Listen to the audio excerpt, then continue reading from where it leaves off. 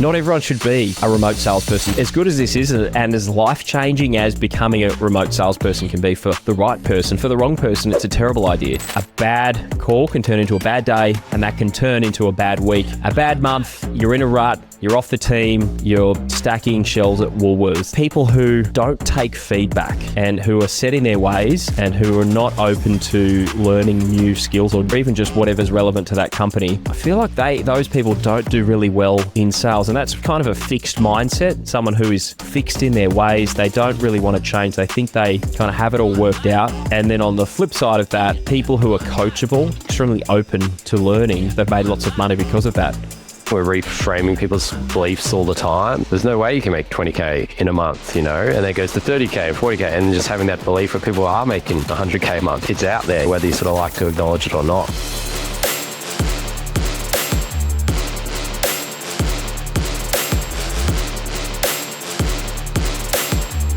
G'day and welcome to the Remote Sales Podcast. Today we'll be discussing something really important, something we get asked all the time, Matt. Am I built for remote sales, and how do I know whether this is going to be right for me or not? It's a question we get asked a lot at the Remote Sales Institute, Matt. Yeah, man, it always comes up too. I guess there's a sort of self-doubt or fear of the unknown. So it'd be good to sort of just go through some main points that we see so people can sort of self-evaluate before considering this as a pathway. Because the reality is, as good as this is and as life-changing as becoming a remote salesperson can be for the right person, for the wrong person, it's a terrible idea. And not everyone should be a remote salesperson. Not everyone should make the transition. Not everyone should work in this industry. And today we'll be tackling what are the 5 keys that you need to have as a remote salesperson. And, equally, if you don't have those keys or those boxes ticked, then you should probably think about another career. Matt, let's start with number 1. This one comes down to mindset, the mental toughness. Remote sales can be emotionally up and down. You can ride an emotional roller coaster. So the number 1 trait that is required, in my opinion, is resilience. So mental resilience, the ability to take a hit and recover quickly and bounce back to the next call, because you don't have a lot of time between calls to recover from a rejection or something negative happening. You've got to get back on the bandwagon, so to speak, and you can't allow the negative emotion to bleed into the next call, because quickly a bad call can turn into a bad day, and that can turn into a bad week. A bad month, you're in a rut, you're off the team, you're stacking shelves at Woolworths. That is the reality if you are someone who's more emotionally reactive and you take a long time to recover from failure or rejection in this case.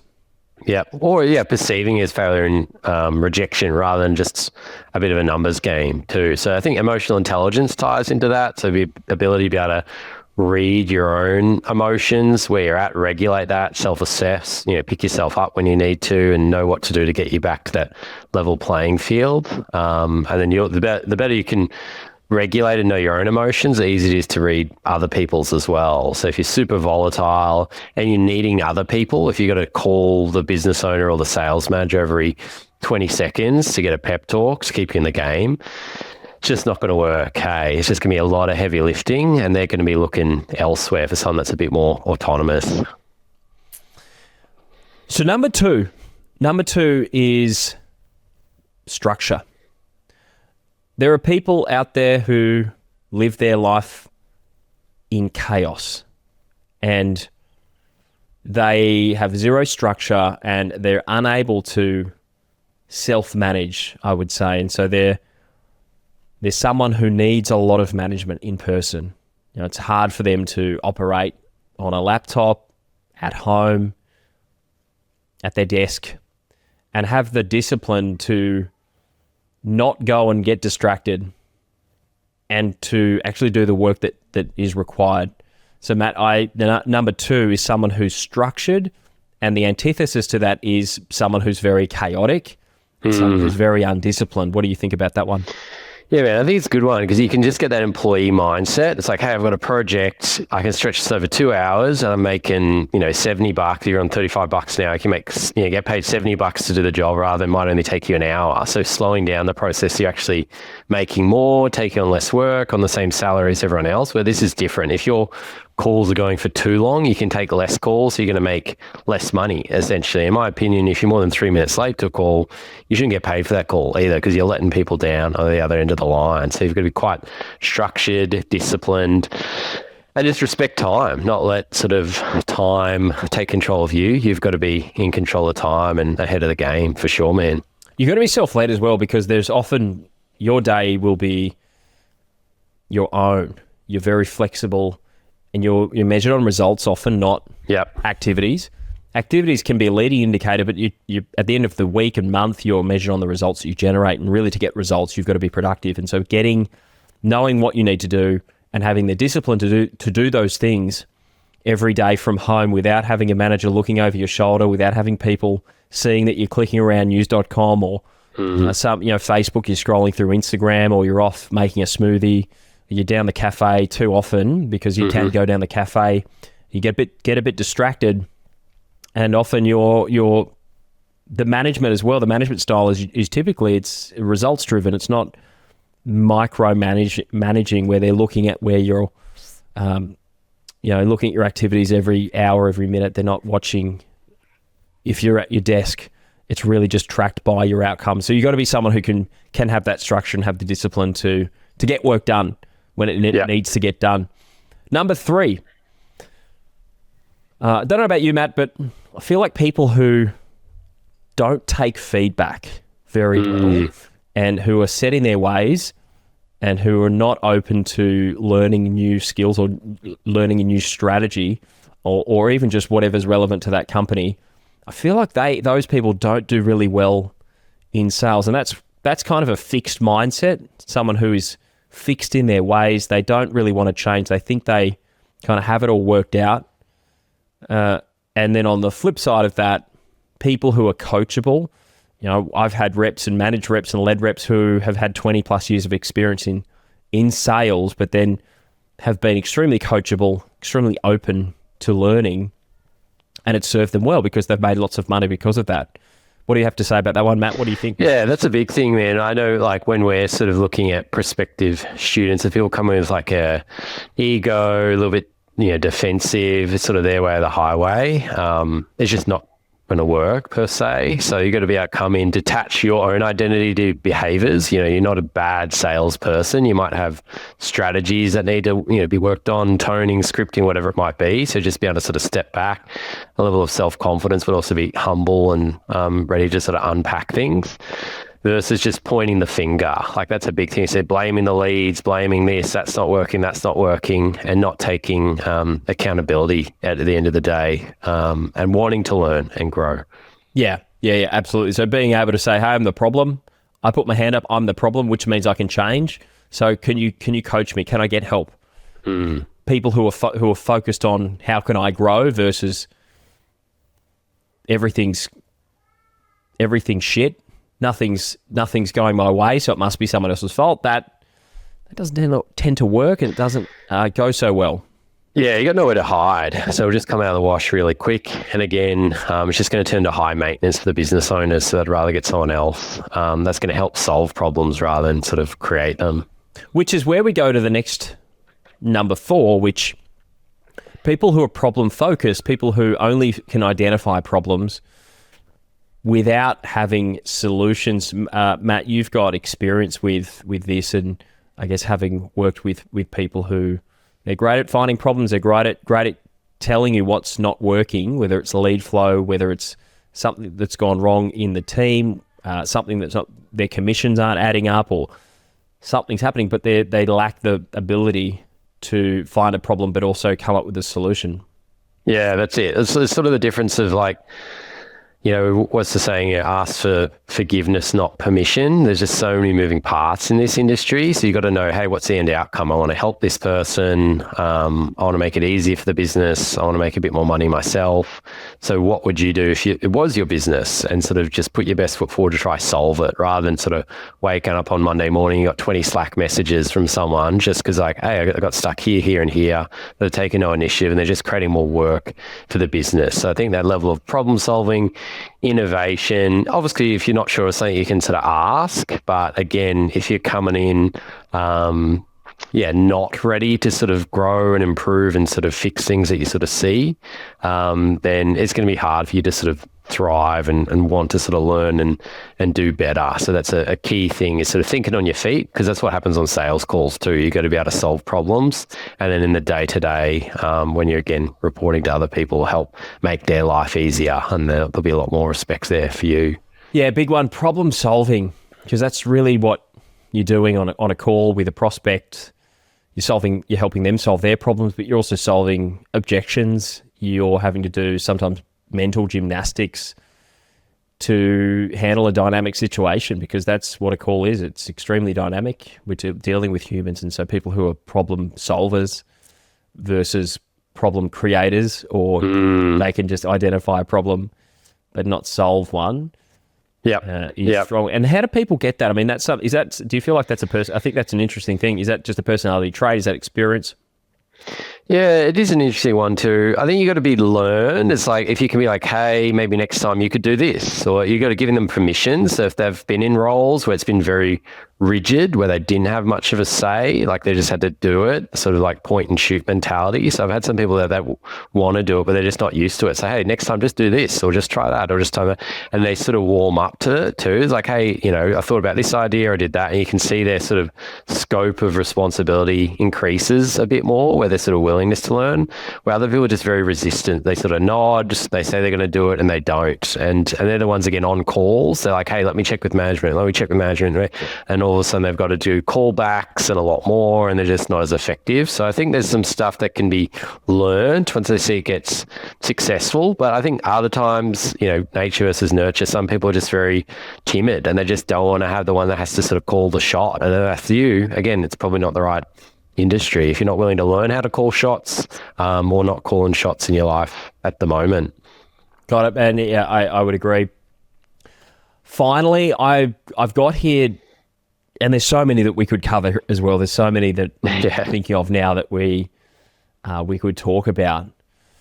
But something I've found with the best performing reps versus the shittest performing reps that I've worked with, one is self-confidence.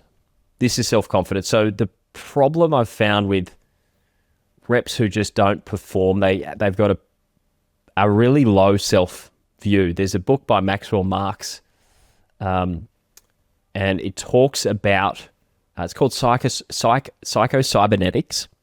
Extremely good book. And it discusses the concept of self-view. And it goes on to say that the way a person views themselves will determine the success or lack of success that they have in their life. And, if you believe yourself to be good looking, funny, talented, gifted, lucky, you will be a lot more successful than people who see themselves as a little bit of things don't go my way. I'm unlucky. I'm not good at whatever it is. I'm not capable. I'm not very well liked. People don't like me as much. And if people see themselves, the way that people perceive themselves, they've got a negative self-view, in my opinion, a really negative self-view. I think they tend to struggle in this environment. And the reason why is it is something that people initially buy you. They buy you before they buy what you're selling. And you have to be sold on yourself to sell to others. And that's why mindset's so important in sales. That's why mindset's something that so many salespeople just are constantly working on their mindset. They're working on the way they look at themselves. They're working on it comes down to confidence. Confidence is a symptom of self-view, how you're looking at yourself, your identity. Do you see yourself as a high earner, a high performer, someone who's destined for greatness, someone who's likable, someone who's lovable, someone who's awesome?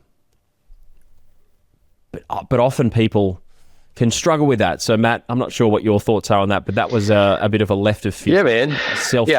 Positive versus negative self-view.